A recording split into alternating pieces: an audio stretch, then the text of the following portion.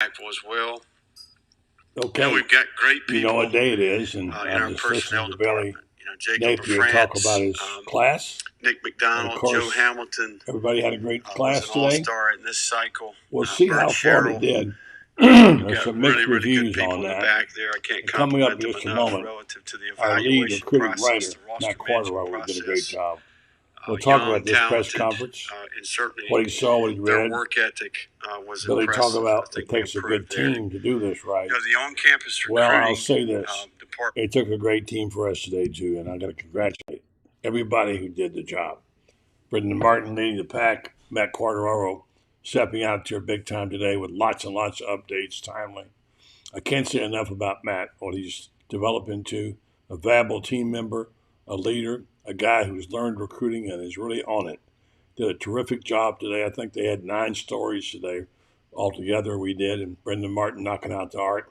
So great job by our team today, too. So let's say that.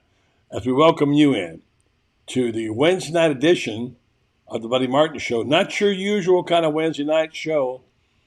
We've got a lot of good stuff for you here on recruiting. So stay tuned.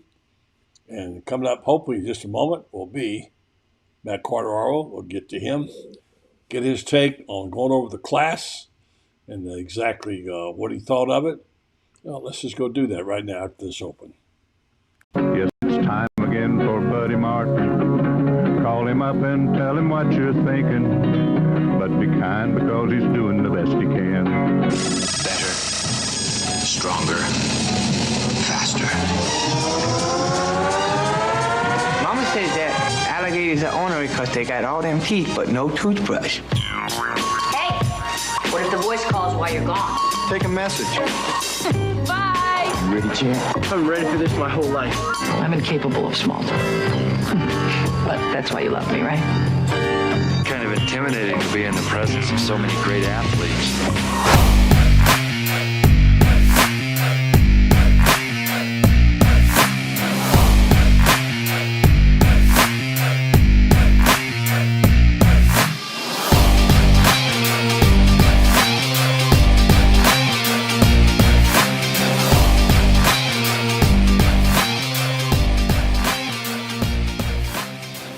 Good evening. I'm Buddy Martin. The program is the Buddy Martin Show, Wednesday night edition. We are on, actually, we're in an undisclosed location. I can just tell you out here at night, you can't see it.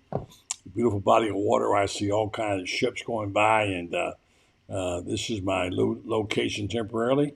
But I'm still right here with you, and we're with our guys, and what a great job our team did today. I noticed that Billy Napier said it takes a team to do it right, and his team did pretty well today, and I got to tell you, my team did really well.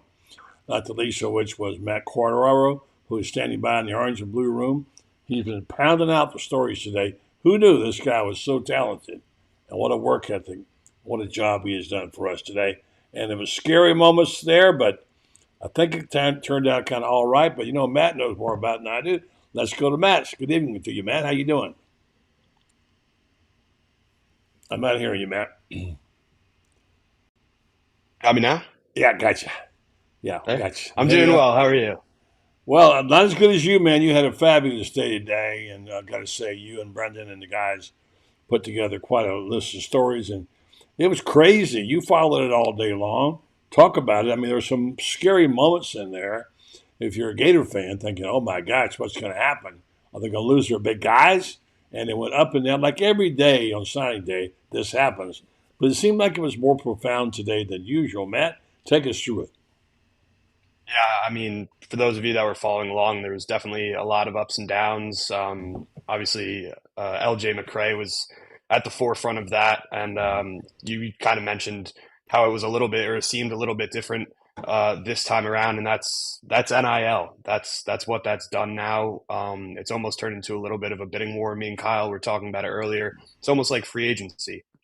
It's almost like these guys, you know, they're getting their contracts from different schools, and that's what it turned into today. But, you know, at the end of the day, Florida did pretty good. They lost a couple guys that they probably should have gotten, but you got McCrae, you got Lagway, which are the 2 guys that they needed coming into today. So overall, a good day.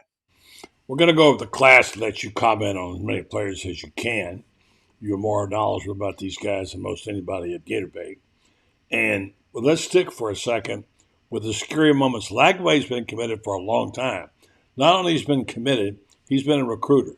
He's been the leader of this class, the face of this class. And he looked like he was in the bag. There was a scary moment today where it looked like, well, he hasn't committed to what's going on. Apparently he was talking to some people, what I've been reading. I don't know. You know more about that. And, of course, L.J. McCrae was another guy that they were counting on, the two showpieces. So talk about the drama involved with Lagway.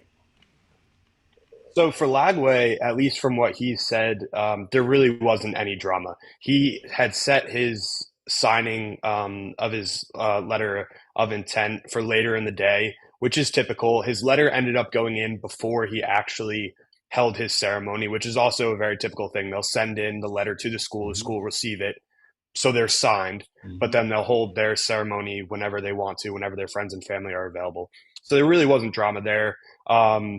Lagway's father did say that Lincoln Riley was calling Lagway, and that he was leaving the decision to DJ, and that DJ was off to get a haircut right after Lincoln Riley was calling him and speaking with him.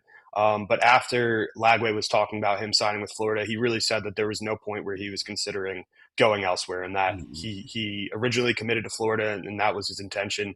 And then obviously McCrae, he was originally supposed to sign at 10 o'clock this morning. At 9:56, news came out that he wouldn't be signing at 10 o'clock, and that obviously sent social media into a spiral, as you would expect. Yeah.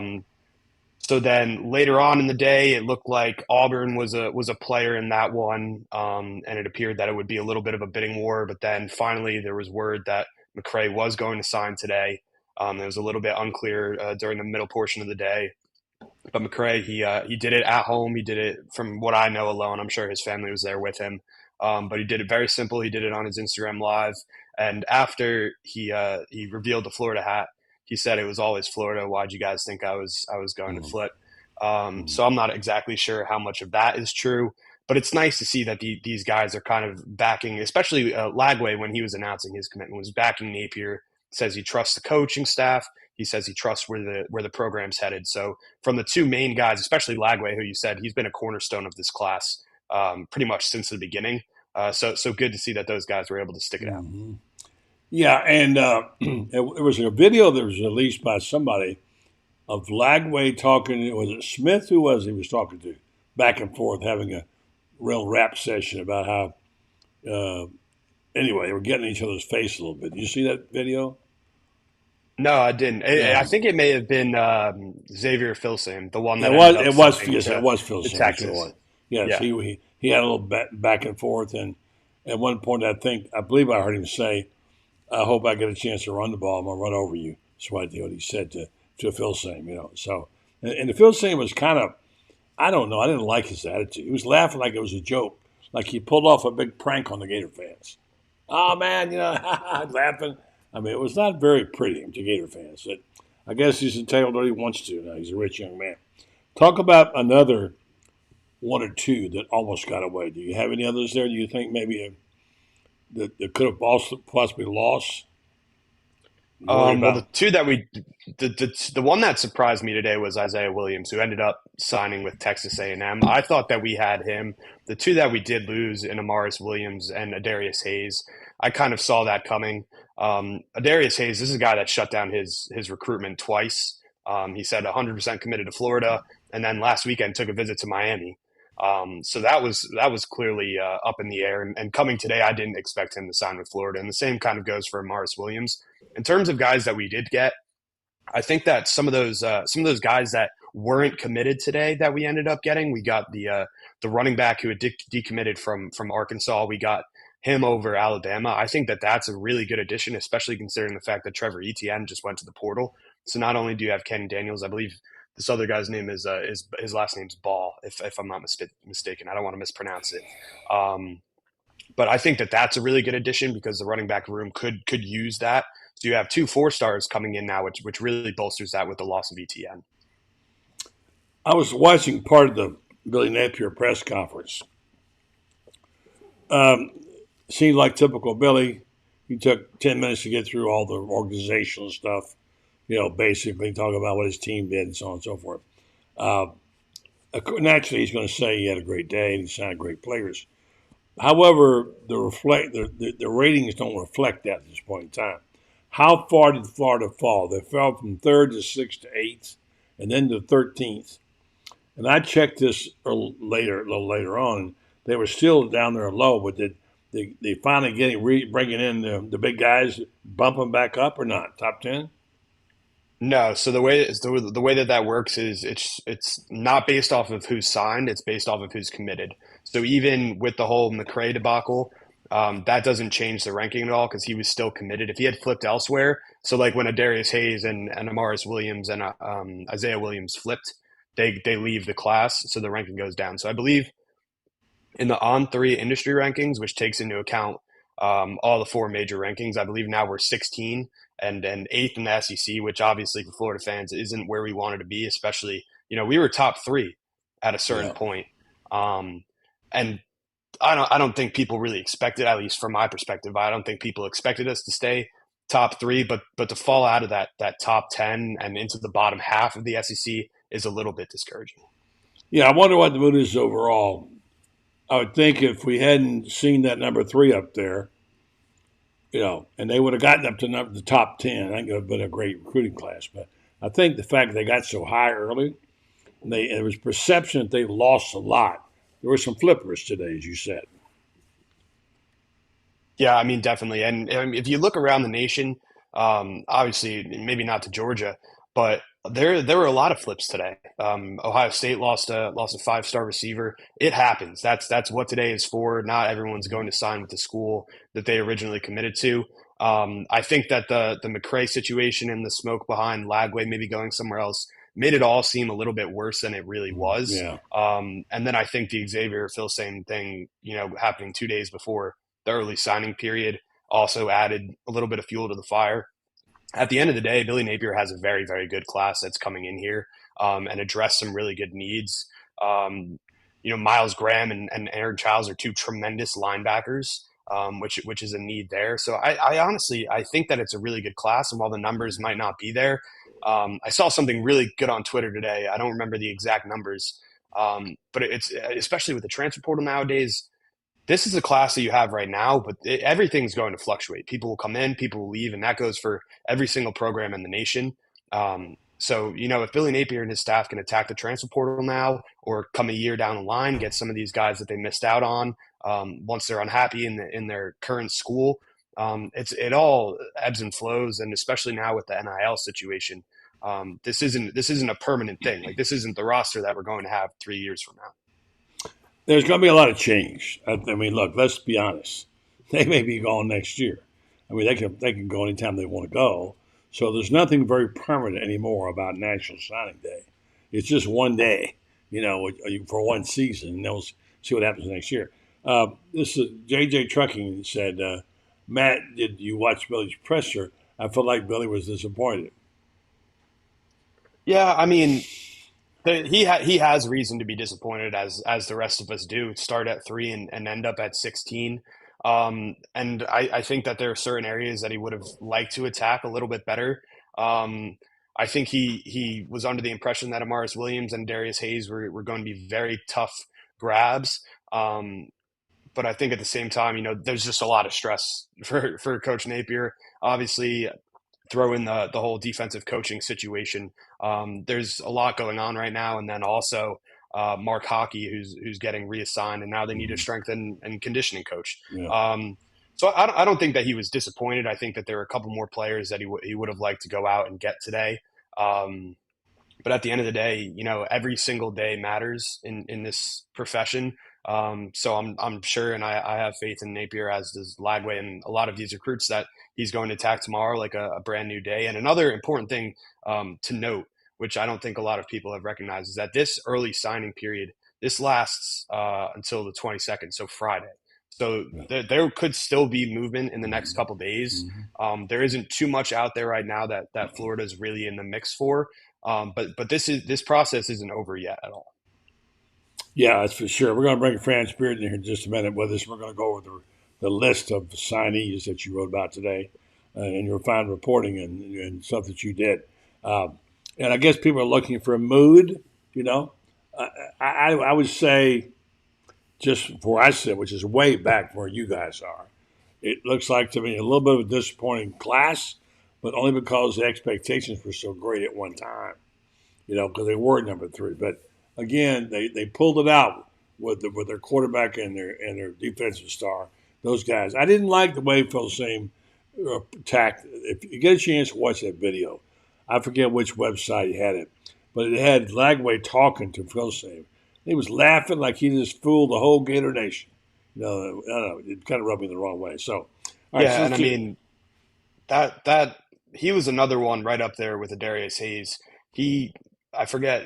I think it was after someone had decommitted, maybe Jamonta Waller, and he was talking about they're scared of the competition or something. That's why we have to stay here, and he was referencing staying at Florida, and it just seems a little bit redundant to then go back on your word like that and flip 2 days before you're set to sign.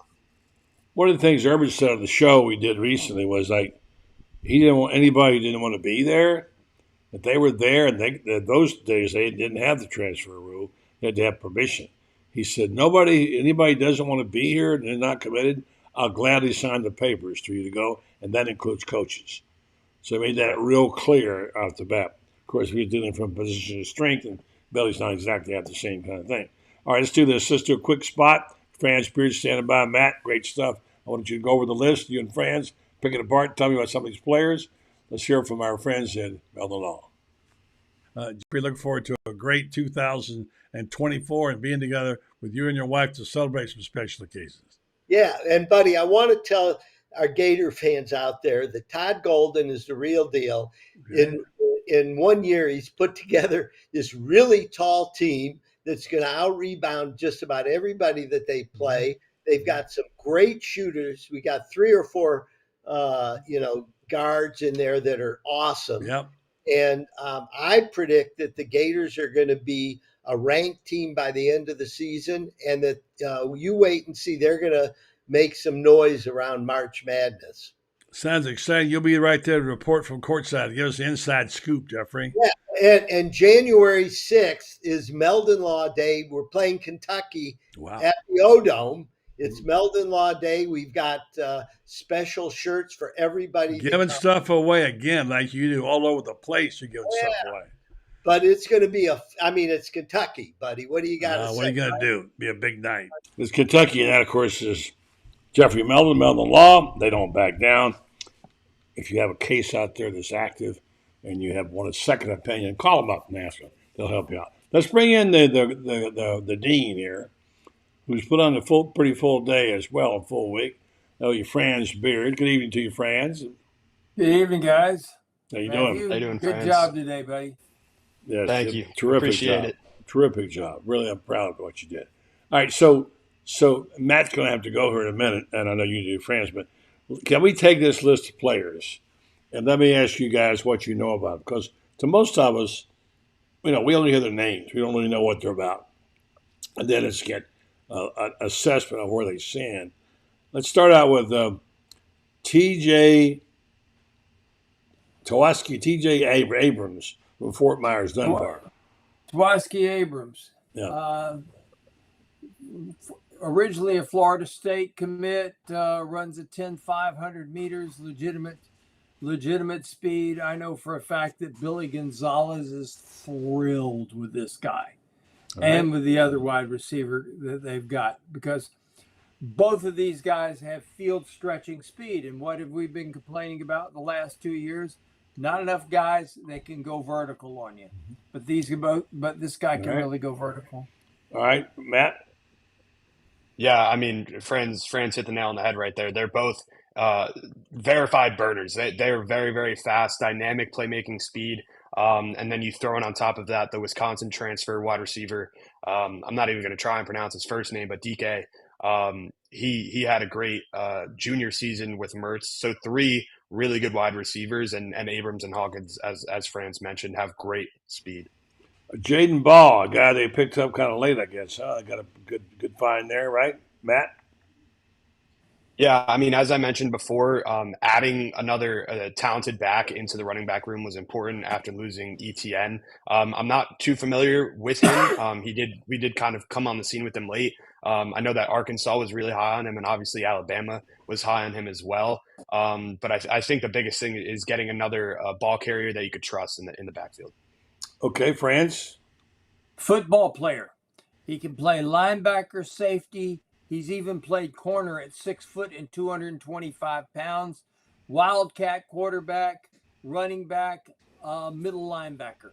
He's plug and play, and he's the kind of guy that will find his place, whether it's at running back or some other position. He'll find a place to be on the field. All right. Stick with you, Franz. Micah Borio from Fairburn, Georgia. He's huge. He's an eclipse. He's like, I'll tell you what, if he and Big Dez ever walk into a buffet at the same time, they'll put up a sign say closed for business forever. He's huge, but he moves really well. He's 390 pounds, but he moves really, really well. And, we're in an era when your nose tackles keep getting bigger and bigger, and you want that guy that maybe doesn't have to push anybody, but he can just stand there, and you got to commit 2 guys to him. All right. Matt? Yeah, I mean, having him and Big Dez, he's pushing 400 pounds. As Fran said, if he could just stand in a gap, stand in a hole and clog that up, forces the running back or the quarterback or whoever has the ball to kind of bounce out, then you have to trust the rest of your defense to cover their pursuit lanes. But he's big and he's a lot quicker than Big Dez is. I have a lot more trust in his speed with that size. Yeah. I would like to see him come down in size just a tiny bit, just because we've seen what's happened with Big Dez. But he's a big guy and could be dangerous on the defensive front. They think they can get him to about 360, and at 360, they think he can play. Help me with this, Matt. Trickweezy Bridges from the Oregon commit. Triquez. Yeah, so I think that he's a great addition to the defensive back group. First of all, a lot of experience. He didn't have too much playing time this past season. It was 2 years ago that he was a good asset in the back. He's played corner and safety. So good guy that can kind of move around the field for Florida. But I think the experience is the biggest thing, because that's something that the Gators lack a little bit. The experienced defensive backs didn't really play that great last year. So I think bringing in someone that has that real playing experience is crucial. Franz? Nickel, 6'3", 200 pounds. Very, very strong upper body. He'll play the nickel. All right, Franz. Aaron Charles from Maryland. Stud. He is they could afford to lose Adarius Hayes, because Adarius Hayes isn't as good as this guy or Miles Graham. Not anywhere in. He's not even in the same league as these 2 guys. I mean, I'm not knocking the kid. He's a good talent, but these guys are better. These guys. Adarius Hayes is a great athlete playing linebacker. These guys are great athletes who are football players. Big difference. Matt? Yeah, this is someone that we were kind of coming into the recruitment late for, back when he did commit in June. Michigan was really high on him. I thought that he was going to go to Michigan. But as Franz was saying, very good football player, and I think that's very key. Very good instinctive. He fills the gaps very well, and he's very quick. And in high school, he was off the edge. He was, blitzing off the edge, blitzing up the middle, dropping back in coverage. So good football IQ at that middle linebacker spot. Stick with you, Matt. Brandon Crenshaw Dixon from California. Yeah, so he played at San Diego State, has a lot of experience, a variety of starts. And the biggest thing for him is that he has experience starting at both left tackle and right tackle. So a guy that Billy Napier can trust to stick. If he gets a starting spot, then there's that. But if he's a reserve, then he's a very key reserve, because depending on who goes down, he could fill in there. So a very good asset and someone with a lot of experience and a lot of snaps on the offensive line. Franz? 39 consecutive starts, and he can play. But even though he played both right and left tackle, he's a guy you could even move him inside if necessary.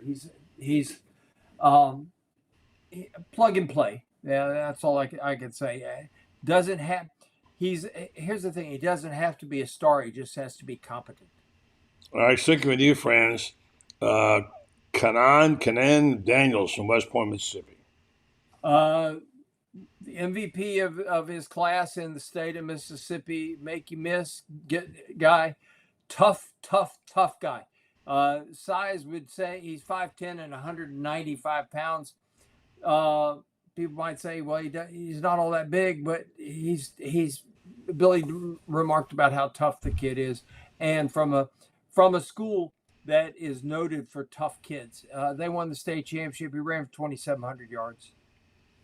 All right, let's go next to Josiah Davis. Good pickup from Nashville, Georgia. Franz?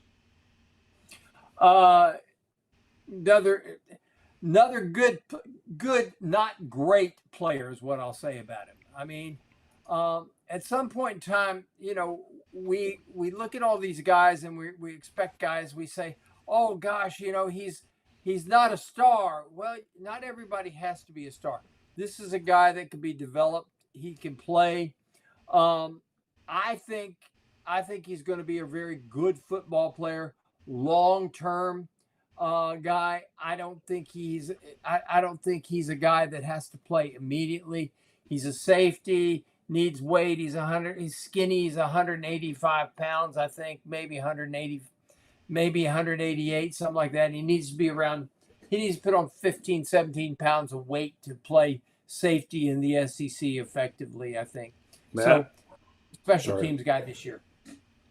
Yeah, he's small, but he's fast, and I love what Franz said. He's not a guy that needs to play right away. Somebody that needs to, learn how to be an effective defensive back at the collegiate level. He got offensive snaps in high school too. So I mean, he's somebody that can play football. I think that he just needs a little bit of grooming, and hopefully the new secondary coach Will Harris can provide that for him. All right, Shamir Duck. I think I'm saying this right. Guy from Wisconsin. Did the QB have anything to do? What's his name? Shamir DK. DK. Okay. Wisconsin guy. He can catch the ball. So you're up, Matt, and then Vince. He caught the ball from Graham Mertz, which is a huge part of it. He didn't have a great He didn't have a great season this past year, but he had ton of catches his junior year, 6 touchdowns.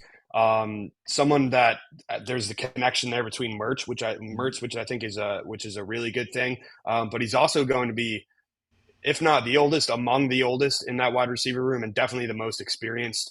So I think that's a very valuable asset. We have a lot of young wide receivers with a lot of potential. So I think bringing someone like that in, even if they don't become the leading receiver, is very valuable.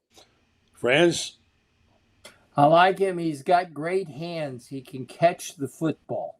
I can tell you right now, Billy Gonzalez likes him. And I know that for a fact. Billy likes him. And you got to have a guy that on 3rd and 7 will run an 8-yard route and not a 6-yard route. You got to have that guy on 3rd and 7 who runs the 8-yard route, and the ball may be a little bit off target, and he'll reach out there and he'll bring it in. This is that guy. Franz Teddy Foster from Sarasota. Like him. I like him. Very underrated. I think he's a guy. I think Teddy is a guy that got 3 stars. Should be a 4-star. I mean, no question about it. Should be a 4-star guy from a really good program, Cardinal Mooney, that puts out a lot of good football players. I don't know why he didn't get the 4th star, but I think he's worth it.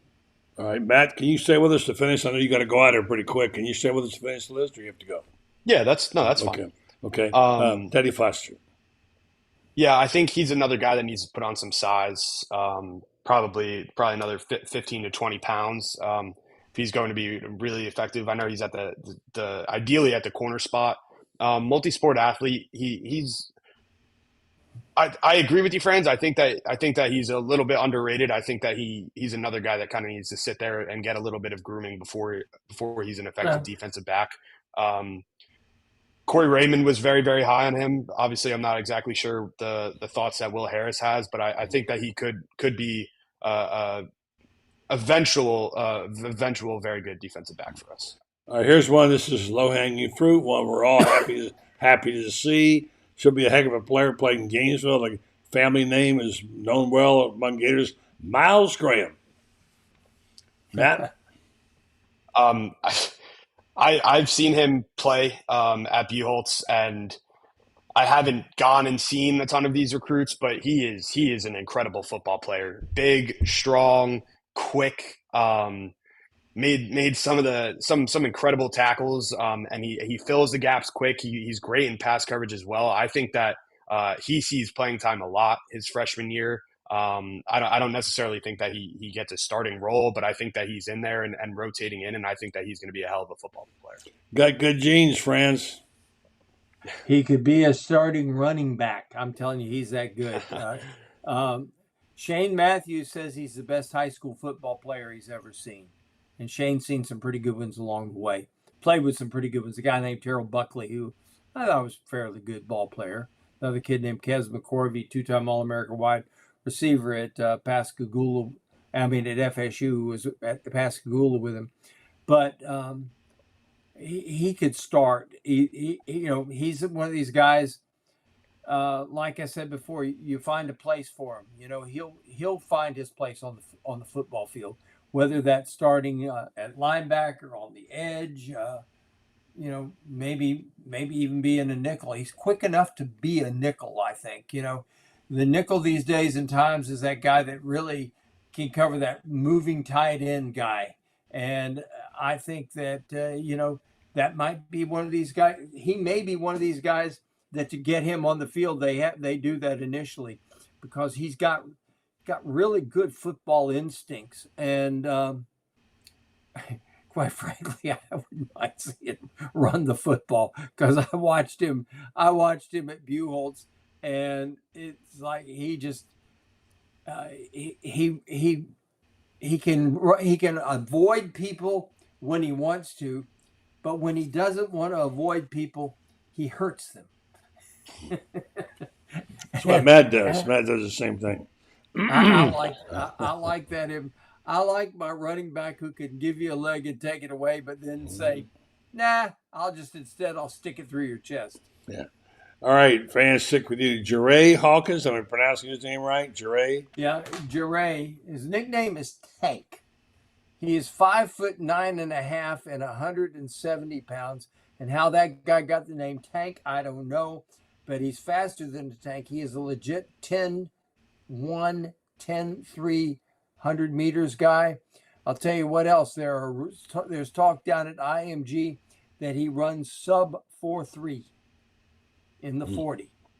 And IMG is not known to exaggerate about what a guy can do, but that's what they say he can do. He's like Tawaski. He's a guy that is going to stretch that field. You can put these two guys on the field at the same time, and you got Eugene Wilson, Trey Wilson in there as well. Now all of a sudden you got three guys who can stretch the field, who can do all sorts of things. The other thing that Billy said today is this guy is a tremendous special teams possibility. A guy that is you want to put him in there in the return game and let him do his thing there. And Lord knows, after watching all those scintillating 1.5-yard punt returns this year, we could use one. Yeah. All right. So Matt, a guy from IMG is always good. Yeah, I mean that was a focus from Napier and his staff day one, and to get a guy like this out of anybody at IMG, he's someone that will instantly see the field. I see him kind of like a Eugene Wilson. I've also seen comparisons to Kadarius Toney a little bit, just in terms of how quick and shifty he is. He returned punts, he returned kicks in high school. I definitely see him getting incorporated in the special teams that way. but just somebody that could, be almost any corner or any safety on a deep ball. Get that separation in the second third of the route. Once he hits full stride, so definitely a deep ball threat, which we're in a big need of. All right, here's the piece we're waiting for. DJ Lagway, the face of the class. What can you say about him, Matt? That hadn't been said before. I mean, broke tons of records. Won Max Prep's National Player of the Year. So all that's on the field stuff. There's no question about his talent, and I hope that he sits this year and learns from Mertz and then is fully ready to go his sophomore year. The part I'm going to focus on is his character and his morals and the whole way that he handled this process. And I think a lot of that comes from his family and just seeing how they interact with the media and on social media.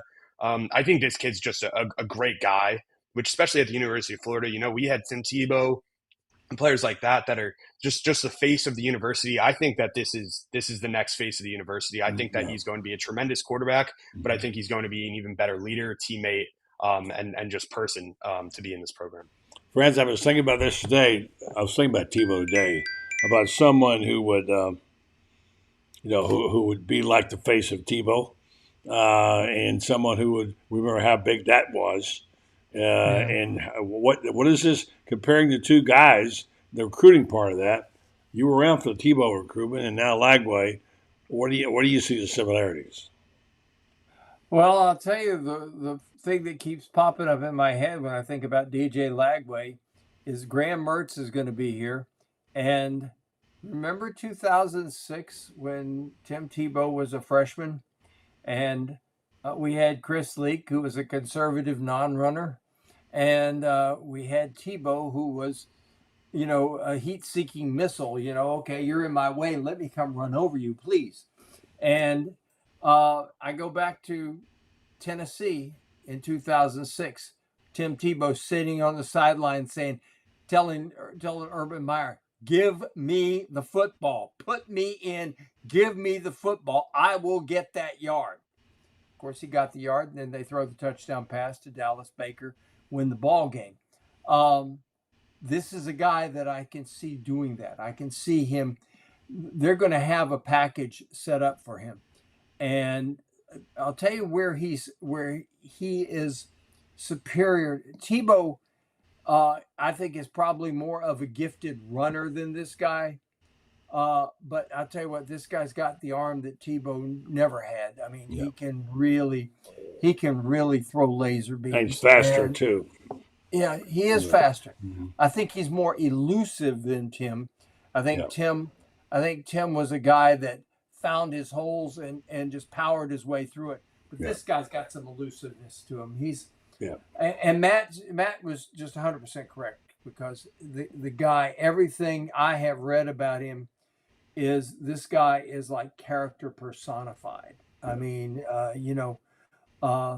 and Billy just went on and on and on about him today, about how, we're getting this unusual type kid.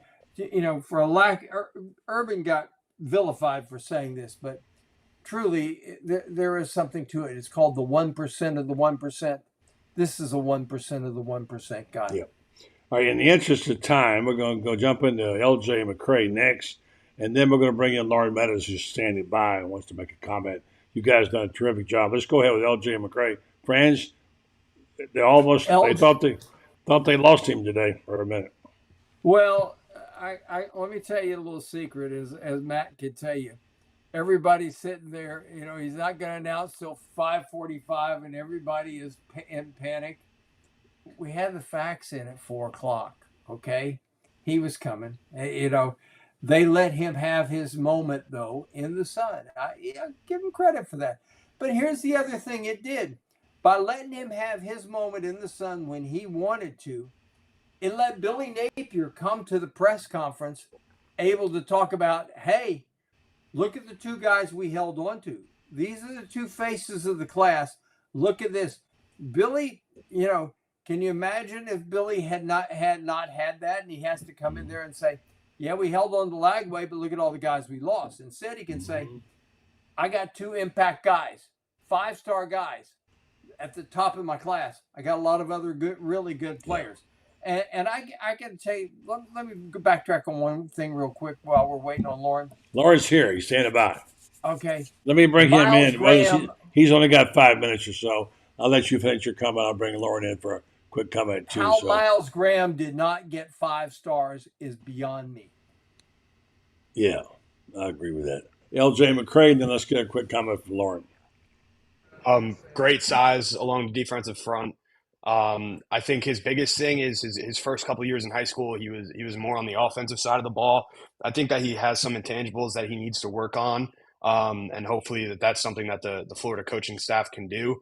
I think this is a guy that can definitely end up playing professional football when his time here at Florida is done. In the meantime, I think he's going to be an animal on the defensive line. He could play a couple different techniques and positions along that front. I think he's going to be very, very hard to block.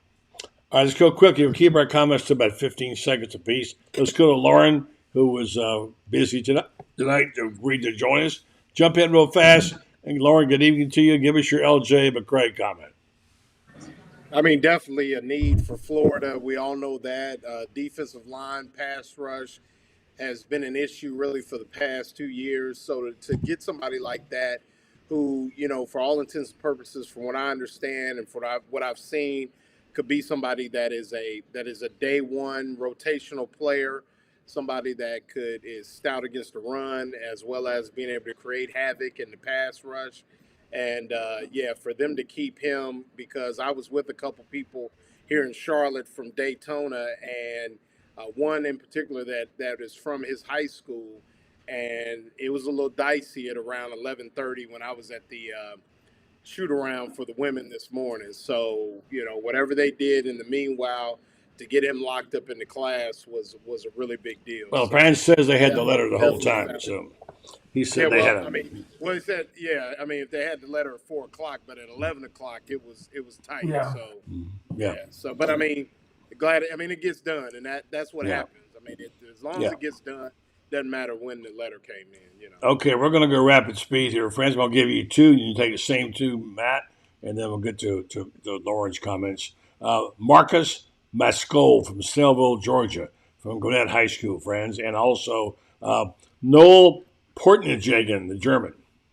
Portnjagen. He's the Mescon is a project. He's 290. They got to get him up 30 pounds before he can play. He's going to be a guard. All right, and Portnjagen. The German guy speaks 3 languages, has tremendous speed, and does everything. He's an athlete who learned how to play football and came over here. And every single camp he went to, they'd see his athleticism and they just offered him. He's a guy. He's a guy that probably is going to have to learn how to play the game the way we play it here in this country. But he's also a guy. He's also a guy that has tremendous possibilities. Yeah, I'm sorry I couldn't hear the last part you said, dude. He has tremendous possibilities. Okay. He's got the athletic skill, and as I said, you look at him, he's 334 pounds, and you look at him, you think he's about 250 because he's so lean and mean. Okay. He's so lean and well developed. All right, Marcus Mascol and Noel Portnjagen. Yeah, I'll start with Portnjagen. He fell in love with Florida when he came over for a tour of different schools, and ended up committing. I guess probably over a month and a half now. He played a lot on the outside of the line back in Germany. He's going to transition into the interior of the offensive line. As Franz said, he's much leaner than he looks, and that's just going to be better suited for the guard position. Maskell, he's a good offensive lineman. He's going to need some work. He's not going to be a first day guy. Not a huge amount of interest from a lot of big programs, but a guy that has been committed to Florida since June, and Florida's worked hard to keep him. They see that there's some potential there. He played a lot of left tackle in high school. I'm not exactly sure where he'll end up on the Florida offensive line. Probably on the interior. But again, a guy that's going to take some time and take some work before he really finds a role. Quick comment there, Loren, on those two guys, Mascold and Portenjagen.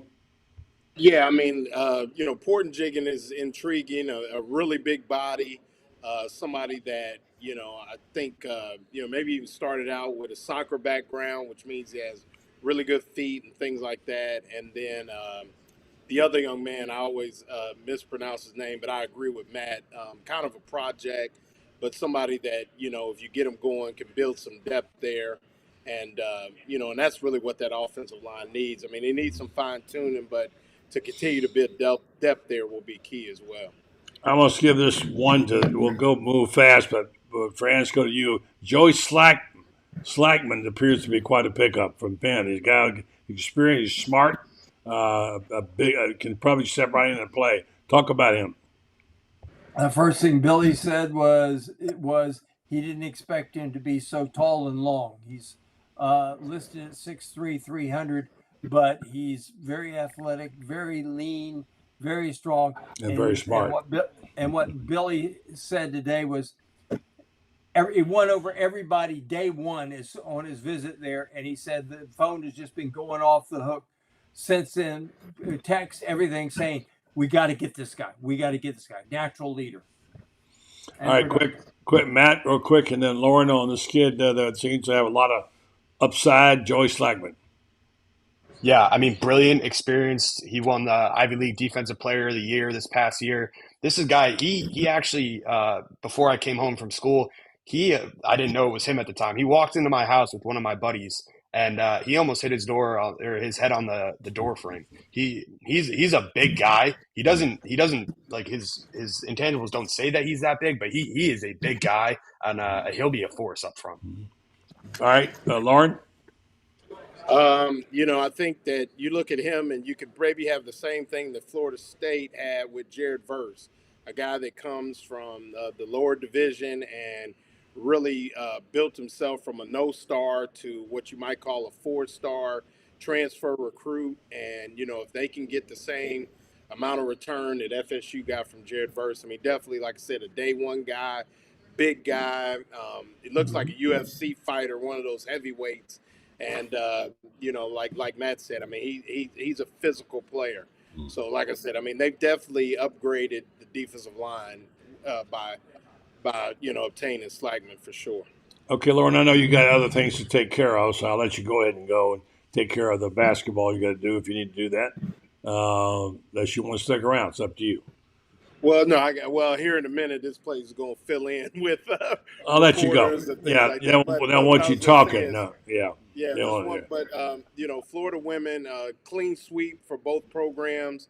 Both programs had really good days. The past couple of days up here at the Jumpman, Florida pretty much dominated the Michigan women this evening. So, big wins for both Ty Golden and Kelly Ray Finley for sure.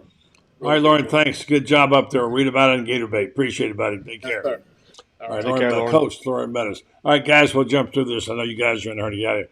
Slackman, a guy I want to talk about is Brian Taylor. He's interesting. Big pickup, I think. It sounds like Texan. What do you got on him, Matt? JUCO. So he does have some experience. Florida was really high on him as soon as he was looking to go to a program. He was only a 3-star recruit coming out of college, but I think that this is a guy that has intangibles to be really good at this level, and is just another addition on the defensive front. We've talked about how Florida didn't really have great pass rush the last couple of years. I think that a combination of him and McCrae can be pretty lethal. From that powerhouse Blinn College there, Franz. Same one that Cam Newton went to and won a national championship. Mm-hmm. Also the same place that Willie Fritz really launched his coaching career as well. Pretty good football coach, by the way. This is a guy, they love his motor. They think he's a high energy guy that just can't wait for the ball to be snapped so he can run and chase and hit somebody. And considering some of our guys who were conservative non-hitters, I think this is a nice addition. I like guys that like to hurt people and hit people when they're for my team, not for the others. France is in the big hurting scheme tonight. All right, as long as I got you, France, give me Greg Smith from Sumner High School. He's a lot like Ball in that he can play a lot of places. I think I think they're going to wind up playing him at wide receiver. If not, they'll play him at safety. He's 6'4", 200 pounds, a skinny 200, which is why I think he'll end up being a wide receiver. Long arms. You like guys with long arms at safety, but I like them better when they're wide receivers and they have big hands. Yep. Matt? Yeah, as Franz said, someone that plays everywhere. He played quarterback multiple years. Only really started to give defensive back. He's been playing safety. He started that spring ball before his senior year. I think that he'll end up being a safety, probably. I think that's kind of the way that Florida attacked it. But as Franz mentioned, could go either way. I think that receiver or safety. Nonetheless, I think it's a good addition. And it was an addition. Florida came on the scene pretty late for him, but I think that they're happy with the guy they got there. All right, 2 more to go. I'm going to read this Titan MRI spot and do these 2 guys. Let you guys go. Great job to both of you. Titan MRI. It's worth the short drive to Gainesville. No insurance, no problem. You can pay with cash or card with same-day scheduling available. Start feeling better today because Titan MRI is North Central Florida's premier independent MRI facility. Come see why hundreds of patients are visiting our Gainesville location from Ocala, Marion County, and the villages. That's TitanMRI.com.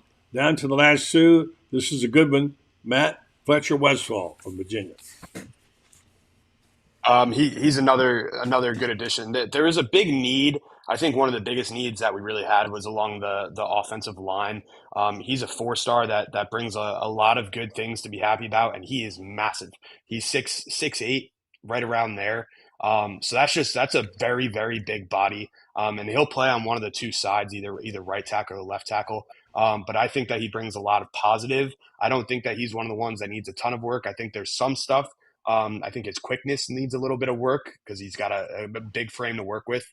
But a guy that could end up seeing playing time on the Sooner side rather than later. Testimony, you guys go. Large audience watching you tonight. Appreciate you guys tuning in. Franz, give us Fletcher Westfall. I think he's the future at left tackle. He and Caden Jones, the guy they signed last year at right tackle. Those 2 guys, both of them 6'8", massive guys. Very smart guy, comes from up in a very tough district up in Northern Virginia where they play really good football. He's going to have to get his strength up. He's got the big body, but he has not lifted weights at the college program, and he's never dealt with the kind of strength that he's going to deal with in the SEC along the line of scrimmage. But you can't teach 6'8", and you can't teach the kind of frame he's got, and he's got the feet to go with it. He's got the quick slide step, so he's the future at left tackle, I believe. Matt, last one, Mike Williams. He's more on the side of needs some work. Offensive lineman that Florida has been pretty high on. I'm not criticizing him in any way. He's not one of my favorite pickups in this class. I think that the depth on the offensive line is extremely important. I think there are other guys that could have filled that role a little bit better, but he's another really, really big guy, 6'7", over 300 pounds. So they'll find a role from him there. I don't quite see him having the successful career that Franz believes Westfall is going to have, but I think that he'll be a rotational offensive lineman.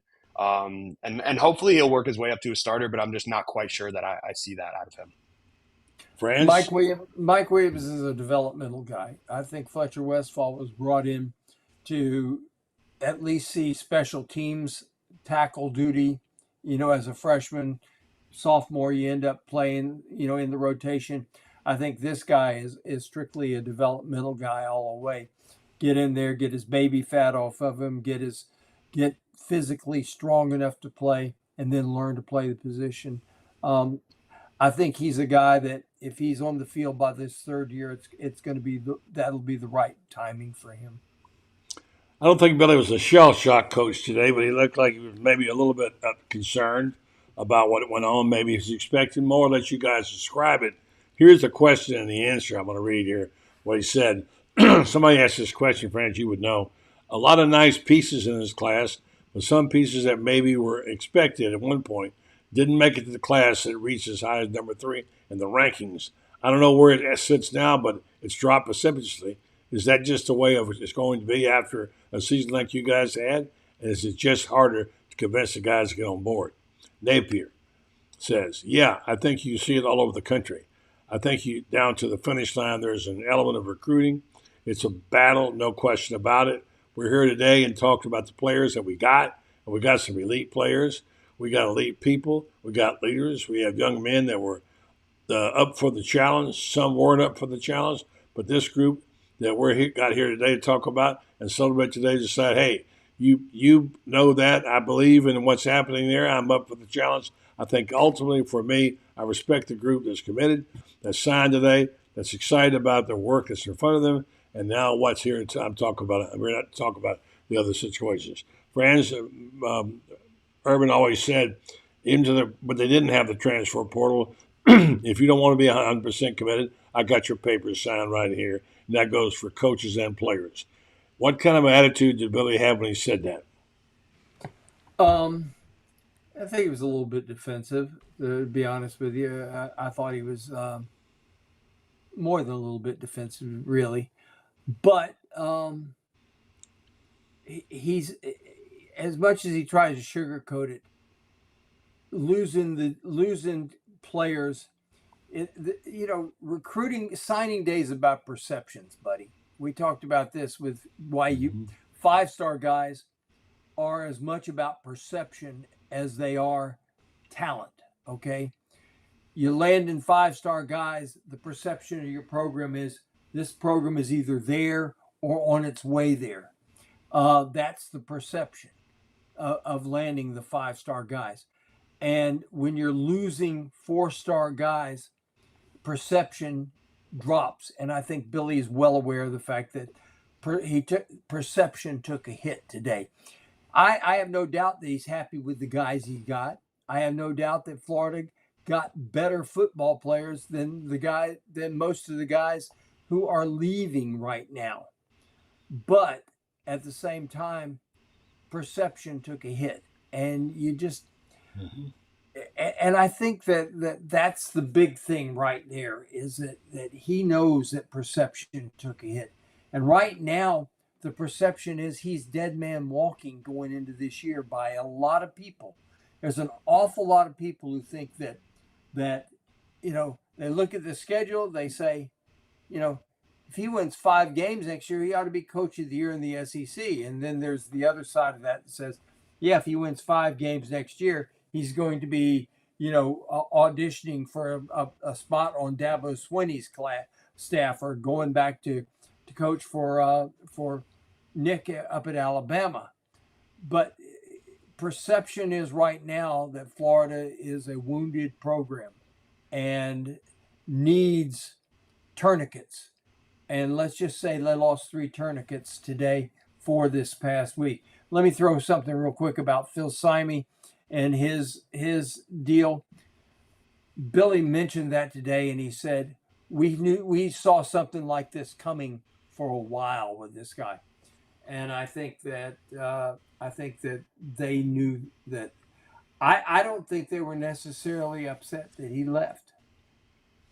Okay, all right, Franz, you're freezing up. I'll let you go. Thank you. Great job tonight. We'll get Matt's take on that. Terrific job, Franz. Thank you. Appreciate it. Franz Beer, William and GatorBait. All right, Matt, let's finish up.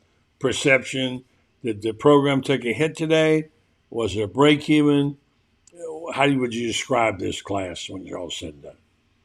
Yeah, I think Franz explained it very, very well. Obviously, the whole 5-star, 4-star, or 3-star debate, that whole ranking system is talent based, but such a big part of the way that works. And in the way that the colleges are viewed itself is perspective. And then Napier has to battle that with the records, which Franz was talking about as well. He has not been producing winning teams on the field through 2 seasons. And a lot